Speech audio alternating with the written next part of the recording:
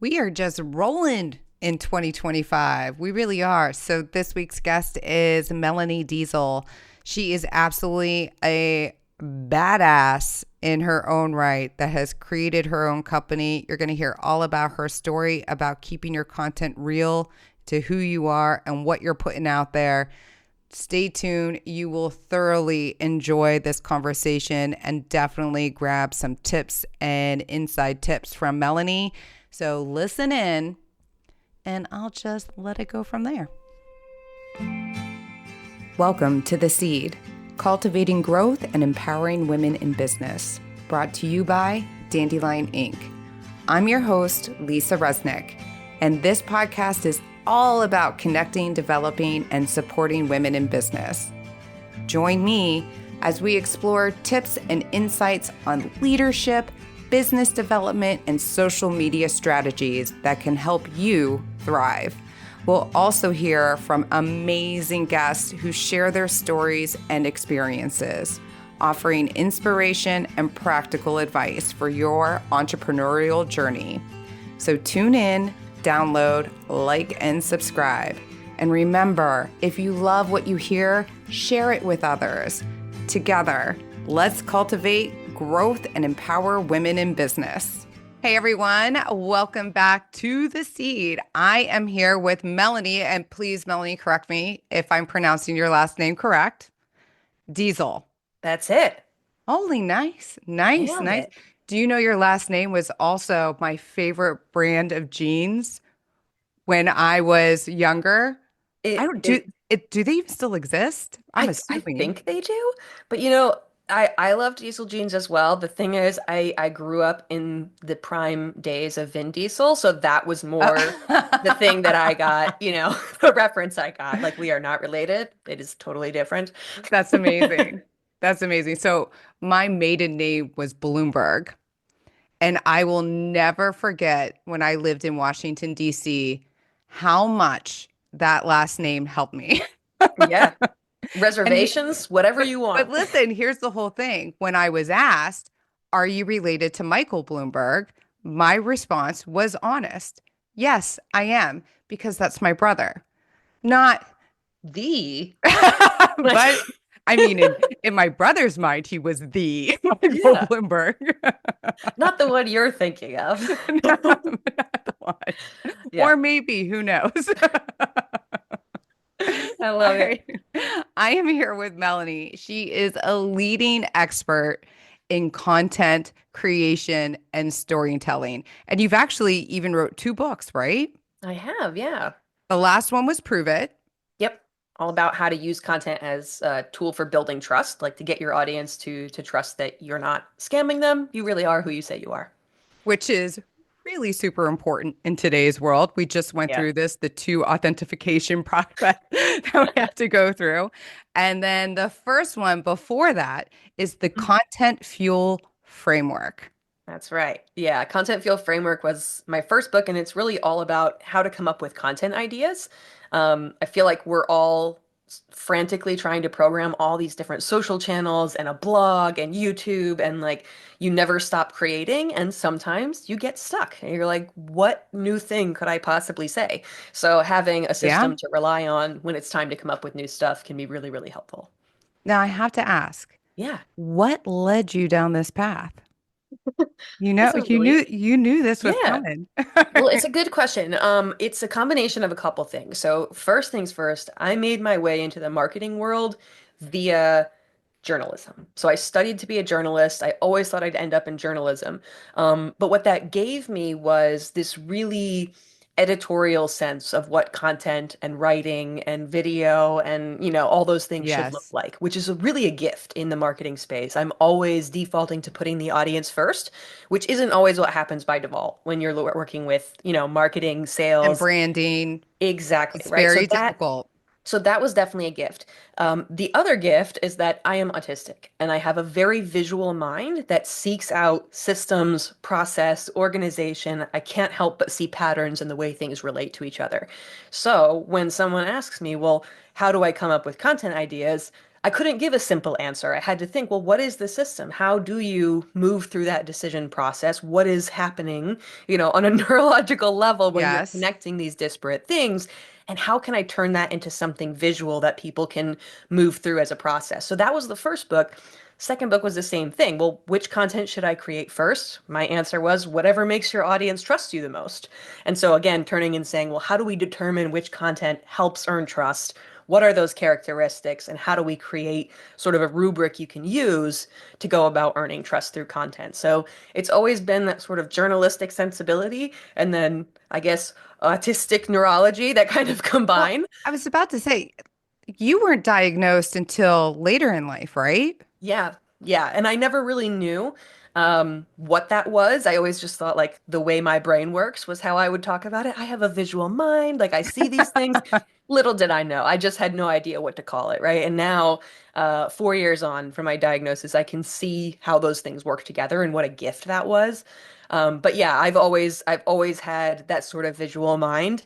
Uh, I'm the kind of person with post-it notes everywhere, like whiteboarding, sketching on napkins. It's just I have to see things Oh, to really same, understand them.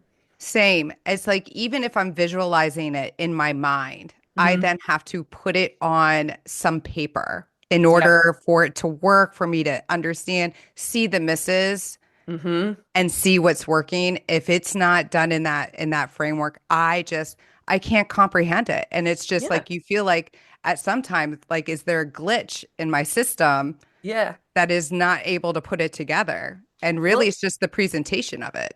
exactly. Yeah. Well, and at least for me, I wouldn't say it is a glitch necessarily, but like I'm running a different operating system and that, it's a very visual operating system Oh, that for needs to me, see it was things, you like know? this hard stop in my mind. It's like my mind's working and it's trying to turn, but it Yeah. wasn't just turning. One of the coolest things for me was at one point, so I've been out on my own working for myself, as consultant, author, speaker for the last 10 years or so. But before that, when I was in corporate, I worked in media companies, the New York Times, Time Incorporated magazines, Huffington Post.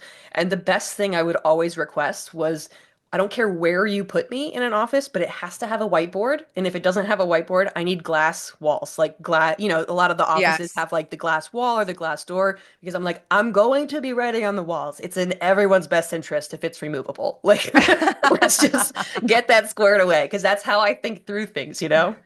How great was it to be in that environment, though?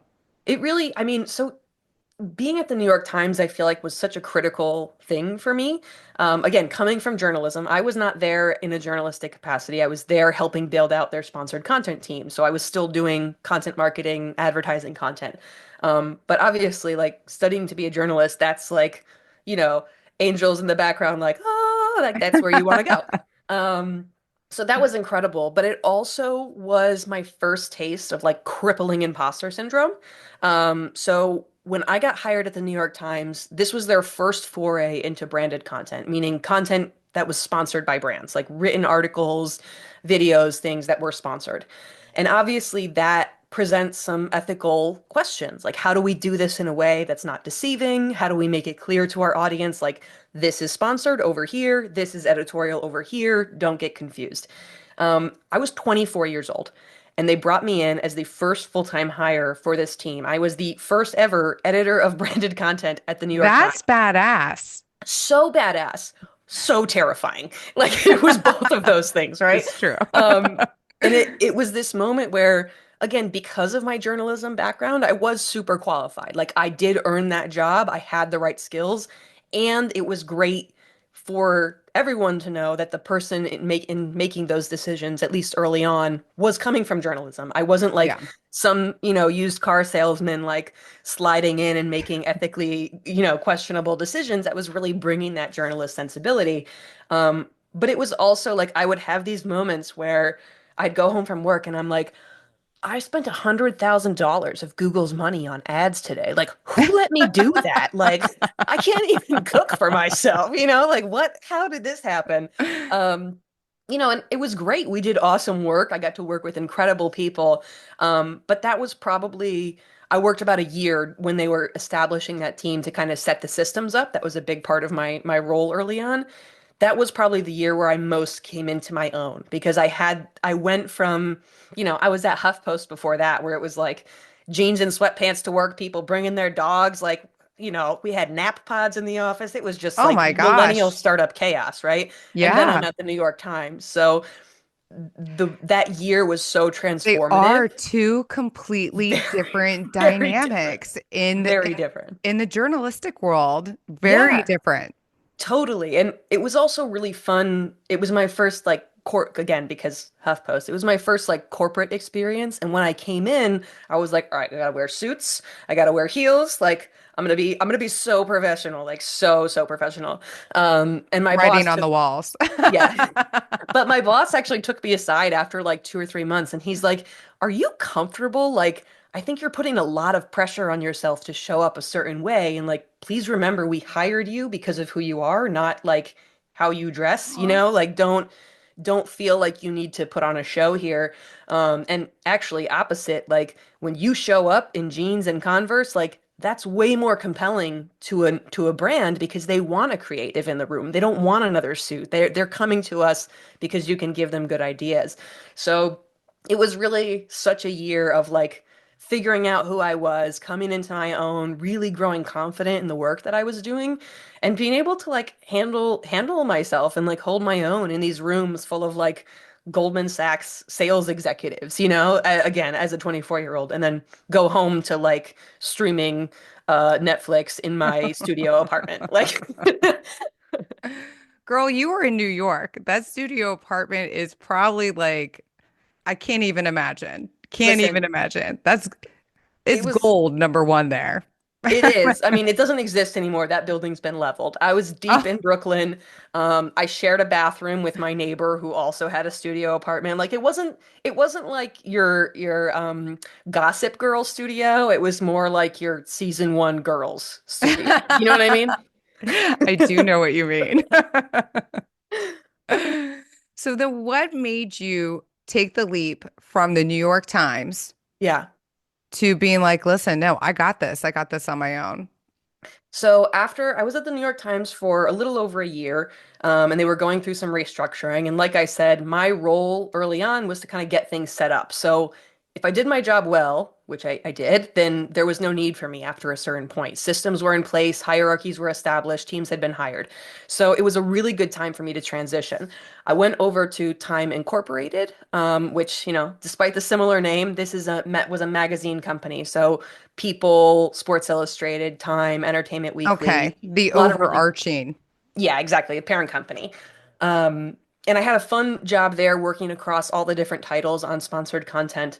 But what I had realized over the course of those 2 years at Time and then, or at New York Times and then Time, is most of my work was helping these brands understand how to create quality content. And if I continued to work in media companies, as I had been, I could continue to do this and set up these teams and work myself out of a job in roughly a year, which I did 3 times, right? HuffPost and then the New York Times and then Time Inc. Or I could do this as a consultant, as a hired gun, as someone that these brands could bring in to say, hey, we want to do this, help us figure out how to do it regardless of where our content lives. So it was really that inspiration of like I could do this work in a more impactful, more meaningful way on my own. Um, but I would For also be lying if I said I wasn't also really sick of like the corporate bureaucracy of like fill out a form to use a printer to print a thing that no one's going to read. Like oh that was yeah. also really frustrating. Yes. I think that anyone they find out with their first job that you might be signing up for a large company, you might be mid-sized, small, it doesn't matter. It takes a little bit for your PC to show up or your laptop. It takes a little bit for your phone to show up. Hmm. Going through the corporate minutia of the layers of paperwork, and they track absolutely everything, and they Yeah. have to. They have to do Yeah. that, but because every penny is accounted for, Right. every single penny. Yeah. But And every pen and every oh pencil yeah. and every paperclip. They do check purses as you leave the building. No, I'm Yeah. kidding. Okay. But so for everyone out there to understand, because it is, you were taking on a position that was literally like setting things up for Hmm. you to basically cut yourself loose. Like Yeah, the more successful you were, the faster that would happen. right. So explain to people, for all the listeners out there, like the details and what that all encompasses. That Yeah. is not just a walk in, your pitch, you're looking at SOPs and setting it up Yeah. and then poof out the door. Yeah, well, so it's so interesting because the three roles that I had at these three orgs, like they were not by design, like come on in, you're, like you would with a consultant, like you're an operations consultant, come in and set up processes, which is more like what I'm doing now, honestly. But it was more that I was the first or one of the first few hires for all three of these teams. So at HuffPost, I was number three for their sponsored content team. At the Times, I was number one, and at Time Inc., I was number one for their content team. So I was coming into nothing. Now, I don't know how much of my role was designed to be a systems setter upper or how much of my soul was designed to be a systems setter upper, right? Yep. Um, but in all those instances, I came in, I observed, I understood what our charge was, what are we going to be creating, what are we responsible for, and then by nature of just how I operate, I started creating documentation. I started determining what sort of skills we needed, who we needed to hire. I started working with our org chart to understand if this organization is, my sub team is charged with these things, where should we be housed? What should our P&L look like? So in a way, it was more me making sense of like, I've been plopped into this organization with very little oversight, and they're trusting me to set up this new product line, like that we can sell our services to create sponsored content. What does that look like? Now, I have always joked that I was just doing journalism and none of these sales folks realized it, but I was completely drawing on my experience from journalism to say, let's set up a mini newsroom. We need an editor. We need writers. We need production teams. We need, I was setting up these mini What newsrooms to I create sponsored content. What I love about this too, and like you were saying before with your journalistic background, is the fact that you are keeping in mind your readers first, and you're keeping in mind them not being deceived Yes. into thinking, and let's face it, you probably get these emails requests all the time. I do, about like, hey, like be be the woman, like Oh, woman yeah. entrepreneur in our paper, and it It's only only costs. $1,500. Oh, Yes. I mean, I even get that. Not, I do write for one local paper, not yeah. them. They're good. But another local paper, they'll be like, hey, like, nominate yourself for this, and this is how much you have to pay for it. But when you Yeah. look at the paper and you read it, these poor readers have no No idea. idea the No. money that people are paying in order to get their recognition. Hell, Right. even so I'm also a broker. The National Association of Realtors, Hmm. every state has their own association as well. Yeah. And you will see real estate agents post all over, and they're doing what they should be doing marketing wise, that they've hit the million plus marker, like salesperson. And I want to be like, to everyone out there who's seeing it, lo and behold, what they don't know Hmm. is that that agent had to pay for that. Yeah. I Yeah. mean, that's like killer to me. Like absolute, like you Yeah. recognize people for their achievements, and if you truly Right. believe they achieved it, then don't make them pay. Right. Yeah. Well, and it's too funny. I actually have on my website, like, if people want to fill out a contact form, it literally says there, like, if you are reaching out about the following things, please do not complete this form, which is like an honor that you want me to pay to receive. Like, I don't want it. I don't want to Yeah, pay to be your top 10 influencers in something. Like, I don't want, that's not worth no, my time or yours. no. Um, But truthfully, like that sense of, I used to call it an editorial conscience. Like a lot of the times, that's what I was being hired for because I was reporting to and working with a bunch of sales professionals who, again, no fault to themselves, they were not trained for that. They're not incentivized to worry about editorial conscience, editorial best practices. So it was nice for me to come in and have that charge. It also meant that almost by definition, I was often in sort of a confrontational situation where I'm trying to convince someone to do something they don't want to do. I'm trying to Mm-hmm. convince them not to do something they deeply and desperately want to do. Um, where what's best for our readers or best for the publication may be very different than what's best for the brand who's paying us. And I'm trying to sort of negotiate these happy mediums. So that was probably another thing that was great about going out on my own is deciding like I can operate wholly within my values and know that I can choose not to work with a brand if, their practices don't align Yep. with my values. I can choose to not work with a client if they're treating me like garbage. Like, like having more control over those things was really appealing. Nothing is greater than not working with someone that you don't want to work with because they're treating you like garbage. To like, you've made it in Yeah. life. And I don't care if you're like, I'm still even in income Yeah. out. It doesn't matter. The day that you say to someone, nope, I'm not going to let you treat me like that any longer Yeah. is the most empowering day. And, it is such a good feeling. Also, in radical transparency, like in the spirit of that, it takes a while to get there. Like Yeah. my first 3 to 5 years, I did a lot of stuff that I wouldn't do now, that I have Yep. the privilege of saying no to now. I worked with a lot of people that I wouldn't choose to work with now. I said yes to a lot of pay rates that I wouldn't agree to now. Like it takes a while to get there. And so there is an And that's understanding and normal. willingness. Yes, totally. Like it takes time to build reputation, It to build a does. pipeline, to build, risk tolerance and like a safety net and all those other things. Like it is, I always want to fully acknowledge what an immense privilege it was to be able to make that leap and know that I would be okay for 6 to 12 months, you know, as I was getting established. Because it's not an easy thing to do if you haven't had the privilege of a really well-paying job or other family situation that lets you build that safety net. Like it's a scary leap. But once you get there Yeah. and you're able to say those words that come out of your mouth, it just takes once. And Hmm. then it's a snowball effect from there. And it is literally immensely empowering. It really Totally. is. Totally. And I think it's also, I talked about how being at the Times was like this experience of coming into my own and understanding, my own power, my own abilities. Working for myself has also been really great in terms of learning how I work and how I don't work. Knowing, especially in light of my diagnosis, like what type of work drains me of all energy and life force, what type of work lights me up and I can't stop doing it, right? What kind of interactions really drain me, what kind of interactions light me up. Um, Understanding that and being willing to like lean in and outsource when you can the things that are not working has also been a really transformative experience too, like being able to manage my own energy, manage the executive function of having a business and getting all the Yes. little things done. Like it's definitely a learning process, and the more you know about yourself, the more self-aware you are, the better able you are to set yourself up for success.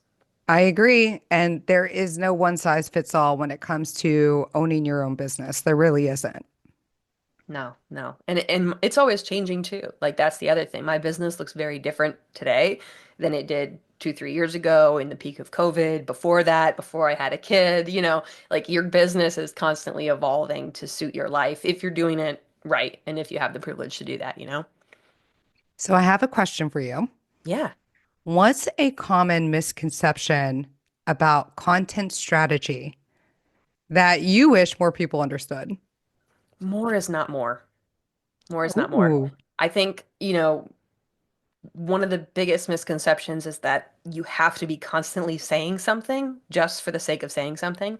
Um, so much time, effort, resources, manpower goes toward content that we all know has no impact on anything purely because you feel pressure to show up places. Um, I have so many times when I meet either with an individual, like on a coaching level, or with an organization, so much, I often start by saying the first thing we need to do is a lot less. Like posting 7 times a day on Facebook when you're not getting any engagement is a true like suck on your resources that could be making a difference elsewhere. it's true, but people Post like get sucked into the It's pressure. algorithm.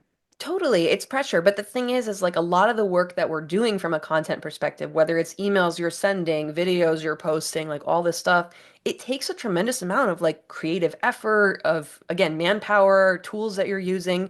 And if it's not meaningfully driving business results for you, that all that all those resources are so much better off elsewhere. I would much rather have you be awesome in two places than mediocre in eight places. And so would your business, and so would your customers, right? Like, I don't need my hairdresser to be, active on every channel. Like, I need one or two places I know I can get information. And so any of these sort of business decisions of, do we need to post multiple times a day everywhere, or do we need to choose where to spend our energy for content creation and distribution?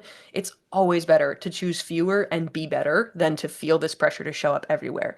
Um, I also feel like I mentioned earlier, like radical transparency. So many times I have the privilege of knowing what goes on behind the scenes in a lot of different brands, a lot of different, personal brands. People are comparing themselves to a reality that does not exist. I want to be like so and so, and they post 10 times a day. No, they don't. They have a like 3-person full-time staff that pretends to Yes. be them all day long. You do not Yes. have that. You should not do that. Like, we're comparing ourselves to realities that don't exist from a content strategy standpoint? Oh, 100%. And I think that people also, when they're doing the comparison, they're comparing to where they are now versus where they were at the same in the same space that they're currently in. Yeah. Yeah. So people need to stop doing that. You're only looking at the end. You're not looking at the beginning or the middle. Like you're just like, oh, this is where they are. Well, they've been in business for 20 years. Yeah. And You've been in again, they have business a for two. Yeah, I mean, especially like in the social media space, people talk a lot about like Gary Vaynerchuk, right? He's all Yes. over social media. I like to remind people, like, they're thinking, I want to hustle like that, I want to post like that. I'm like, Gary Vaynerchuk runs a social media agency. Everything that he is doing is advertising for his agency.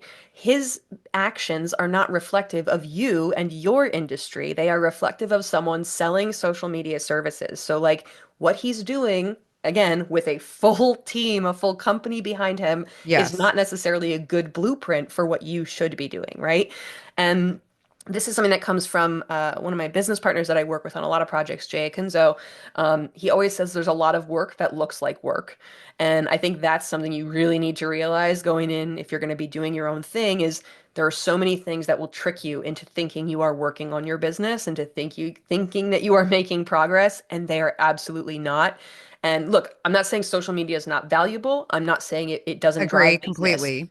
but there is a lot of activity that looks like work and does not meaningfully affect your business outcomes. And it's important to try to start to recognize those and pull back on the work that looks like work. I actually had a conversation earlier today with those same sentiments. It was how people have a tendency to spend a lot of time on social media and as a startup company, like, hey, we just got our name, we just signed up for our LLC, we Yep. grabbed all our handlers on all the social platforms. Thankfully, we checked those hopefully before you applied for Yep. everything else. But and then they just start creating content and creating content. And then they wonder where the business is. Mm-hmm. Where's the ROI? It's like, oh, you just started off. Yeah. Like it's great to have a social presence and you want someplace to be able to go for that validation of what Mm-hmm. you do. Yeah. But if you're looking to be able to have people come into your brick and mortar because of your social media presence that you just started a month ago, Yeah. it's just not going to happen right away. You have to actually show up in the rooms. You need to make the appointments, show up at people's offices, do Yep. whatever you need to do to let them know that you're there. Yeah. And again, like, if you're gonna go hard on that, there are some companies that do build a reputation online, but they're usually not building it in 15 different platforms. Like, it's No. why we have the terms. They're an Instagrammer, they're a YouTuber. They're not a social media person who is just building a massive following Yes. everywhere, right? Or they're a TikToker. They have a home base that they put most of their effort in. And then what you see elsewhere is repurposed or automated or an afterthought. Like, focusing your attention on one thing that is really giving you the results you're looking for, that makes so much more sense than trying to do a little bit of everything. And I think if we think about social platforms as tactics, right? The same way you'd think of Am I doing search engine optimization? Am I doing Mm-hmm. cold calling? Am I doing mail? Am I doing print advertising? Like, you wouldn't spend $5 in all of those places and expect results. So, like, why are you doing the same equivalent with your energy on social? Like, choose the few that you think are going to give the most results. Really focus your attention there, test, optimize, get those results, and then pour more into what's working. Don't try to just put a tiny bit of effort everywhere and hope that something sprouts for you, you know? That's right. Create the strategy. Mm-hmm. Strategize. So, Yeah. so you mentioned automated. So, and I'm just getting into it. So, as a Yeah. content creator and storyteller, let me know what you're thinking about AI. Come on. So yeah, no, I'll give you the raw unfiltered. That's what I always try to do. I recently so one of my things I do is I'm a instructor for LinkedIn Learning. And so I recently created a course for them all about how you can use ChatGPT and similar tools as a content creator, as a content strategist. Zero of my suggestions were have it make your content. Like none of them. And Yep. and the reason for that, I mean, there's aside from, the whole sanctimonious like pay creators and like craft matters and humans are, valuable. Aside from all of that, is the fact that everyone else is going to be doing the same thing with the same prompt and getting very similar outcomes. Do you want to be competing with a bunch of other people doing the same thing, or do you want to stand out, differentiate yourself, have better results? Like all that these tools have done is make a lot of things accessible to many people that wasn't accessible before. So, you can choose to use those tools differently to optimize what you're good at, or you can choose to ask it to write a blog post for you the same way 70 million other people are going to do, and you can get a blog post that is equally as meh as 70 million other people. Or you can write something awesome, and then you can feed that into ChatGPT to say, hey, are there any things I'm missing that I didn't include that would be good to include? Are there any blind spots or biases that I don't recognize are being shown in this piece? If you were my target audience, what questions might you have after reading this piece to inspire what's coming next? Are there any sources or stats or studies that I can cite in this piece that are recent? Like, there are so many ways you can use it to level up what you are doing instead of trying to make a bunch of like, filler, on the bottom. That's just not going to make a meaningful difference. I completely agree with you. I do think AI is such a beautiful tool if it's used as more the IA. It really you want Yep. it to be your intellectual assistant, Yeah, your greatest intern ever, that you are exactly. feeding it the information that you need for it to like spice up a bit, whatever it may be, help you figure out if you're brainstorming, like lay it all out there, like mind dump in there and then Yeah. say categorize it. Yep. I mean, and if there are areas where you are weaker, like recognizing your own limitations or your own Like weaknesses. my grammar's horrible. I definitely So use Grammarly to check all of my stuff. totally. So Grammarly, there's a lot of people who also use ChatGPT in that way. Like, hey, please use, I don't know, Chicago style, AP style, Yeah. and knowledge of grammar and spelling to proofread and rewrite this, right? That is another totally valid use. Some people where it's like maybe this strategy thing is really stressful for you. You don't have the strategy, create a conversation with ChatGPT where you're like, this is the type of business I run. These are my ideal target audiences. These are a few brands that are in my competitive set. Where should I be spending my time on social media? Which one or two platforms would probably create, the best results for me? Like, ask strategic questions. Use it as, like you said, an assistant, a researcher, a consultant, if you will, right? I think using it to fill those gaps rather than using it to fill your pipeline, like your funnel of content, is a much more productive use, and it's ultimately going to drive much more results. I don't think there's anyone on this earth who thinks we don't have enough content. We sure need some more in this world. Like It's that's true. not more is not going to be the solution. I have a question. So what do you feel about long form content versus short form? This question comes up a lot, and it's been so interesting to watch how this question has like continued to pop up at strategic points in the last like 10 to I think 15 people, years. even when they ask the question, it's different for people Yeah, what they look at as long form content versus short right. form. So I mean, like, I mean, people, there's always this like undercurrent, this understory or overstory that like people have no attention spans. Shorter is better. The shorter, the better. And there is some merit to that. For certain types of content, we want the answer sooner. When I Google what is the temperature outside, I don't want to read a 30-minute, article about how meteorology works. Like, tell me the degrees and if it's raining. This is the recipe example, right? When I look up, vegetable soup recipe, don't tell me about why you love tomatoes because your, grandfather owned Or a the tomato history of farm. Yeah, tomatoes, like I don't care. all the Just give me the various recipe, different types right? of tomatoes that are not part of the recipe. Right. Exactly. So like there are certain things where we will always want the most efficient way to get that answer, right? And in those cases, shorter form content, like a quick recipe or, a summary of some kind is really valuable. I don't know anyone who would rather watch a 1 minute summary of an episode of Game of Thrones instead of watching Game of Thrones. And that stuff was an hour and a half long. And nobody was saying, gee, I sure wish this was shorter and more efficient. I sure wish we got to the resolution of this drama faster. Like, people will go and watch Wicked just came out, and it's what, like 2.5 hours? Three And hours it's half of a long. movie. It's It half. was It's just the first half. so real quick. I had no idea it was only half. Yeah. I Yeah. walked in thinking 3 hours, start to finish. I'm going to Yep. know what I never saw on Broadway, which is Mm-mm. absolutely amazing that they do that now in the theaters. Yep.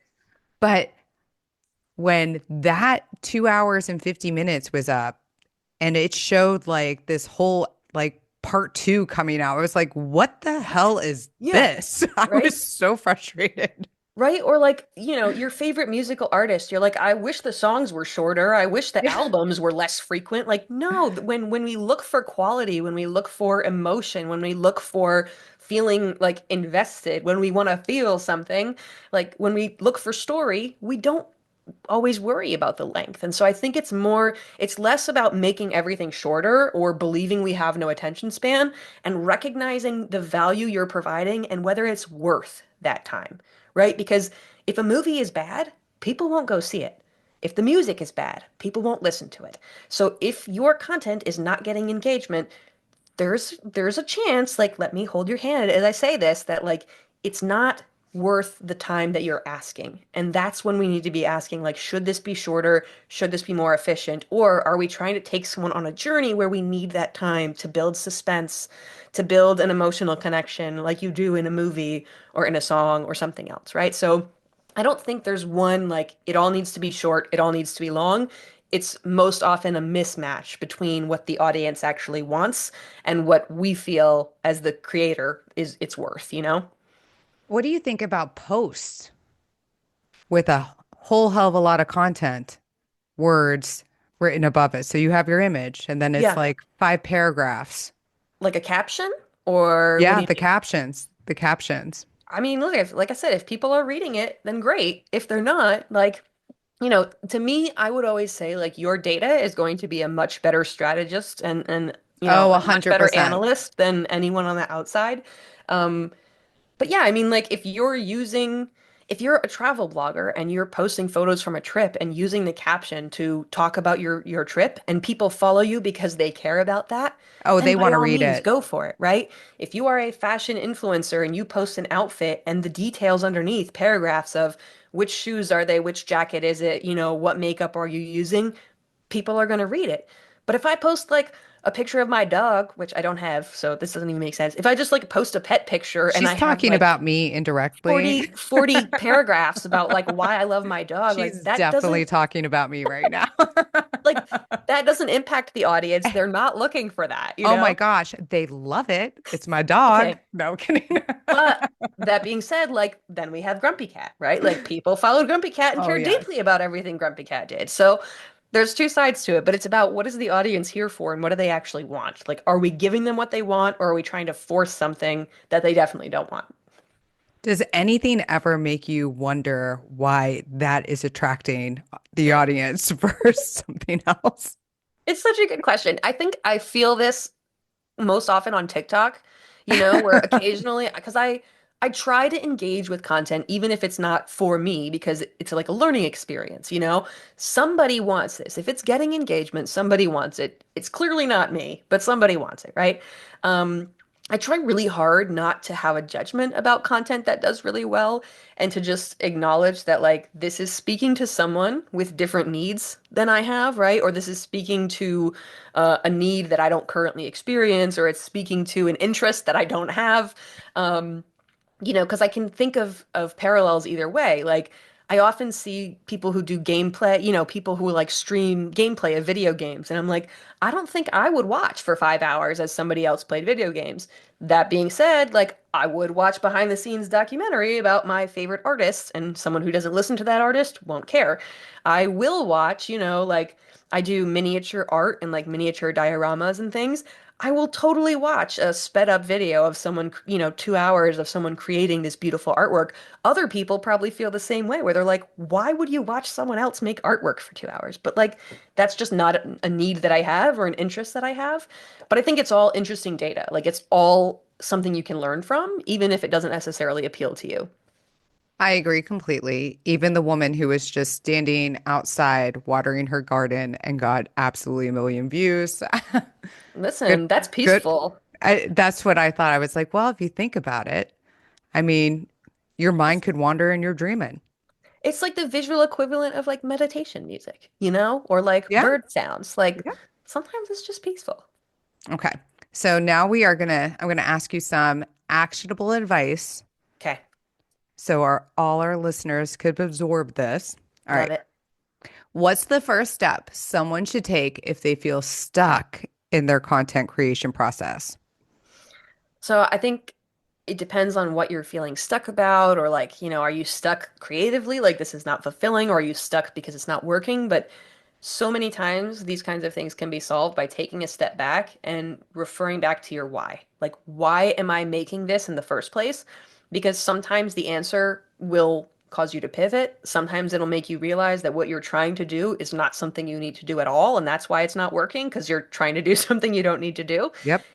Or sometimes it's like a light bulb and you remember like, oh, I know this feels hard right now, or I know I'm stressed, but this is my purpose. Like this is why I'm doing it. And suddenly that comes back. So usually taking a step back, asking your why, like why are we working on this? Why are we making this? Will help you feel more centered again and feel more connected to what you're making and why. All right, ready for the next one? And Yeah. this one I do feel like a lot of people struggle with. Like they have this great story, but they struggle in telling it effectively. Like what advice would you give them? I think in this scenario, oftentimes it's because we have more to say and we either don't know which parts to focus on or we don't know how to structure the story. So it's kind of like could be one of two issues. I would say in those instances, you want to think about the audience first and foremost. Like, not what do I want to say or how do I want to tell the story, but what does my audience need to know? Like, is there a primary lesson I'm trying to teach them by telling the story? Is there certain parts of the story that are more relevant than others to them? Like, thinking from the audience lens will often give you really good insight into, okay, my audience will probably think this is the most important, this is next most important, and they probably don't care about this stuff, so I can just throw that out. It kind of helps you clean out the clutter and figure out where to focus your attention when you're trying to figure out to tell the story. So if the story is feeling difficult to tell, try thinking about what your audience needs and reverse engineer it. I love it. So final question. Yep. People want to purchase either of your books, find out more information about you because you also are a speaker as well. Yeah. How do they find you? Like, what's the best way for them to get in contact with you?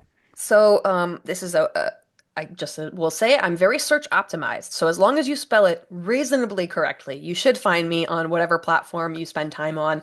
You'll see I practice what I preach. I don't spend a ton of time on social media, but I do try to respond and engage with folks. My website is melaniedeziel.com. It has all the information about my books, the speaking that I do, the autism self-advocacy that I do. I mean, even the miniature crafts we talked about, they're on there. So that's the best way to find me. The books can be found probably wherever you buy books online, in most online places, but I would encourage folks to request it through your local library. Our libraries need our support and our love right now, especially. So you can usually get that through your library. Or if you're an audiobook person, the Libby app is another way for you to Oh, get library audiobooks through your library. That's right. I totally forgot about the Libby book. I love that. Oh, yeah, I totally forgot. So, and if those Dandelion Inc. members are listening, Melanie will also be coming to us via a workshop come April That's 10th, right. right? April 10th. 10. Yeah. Yeah, which will be fun. It's all about creating truth with our content, getting our message out there, which is super important to be who we are. I know the word authenticity has been overused in some senses extensively throughout 2024, but there is a reason for it. If we want to change it up to showing up as your genuine self, let's just say that. But I love it. Thank you so much for coming today. Truly, truly, truly appreciate it. Thanks for letting me share my story. And definitely see you in April. See you in April.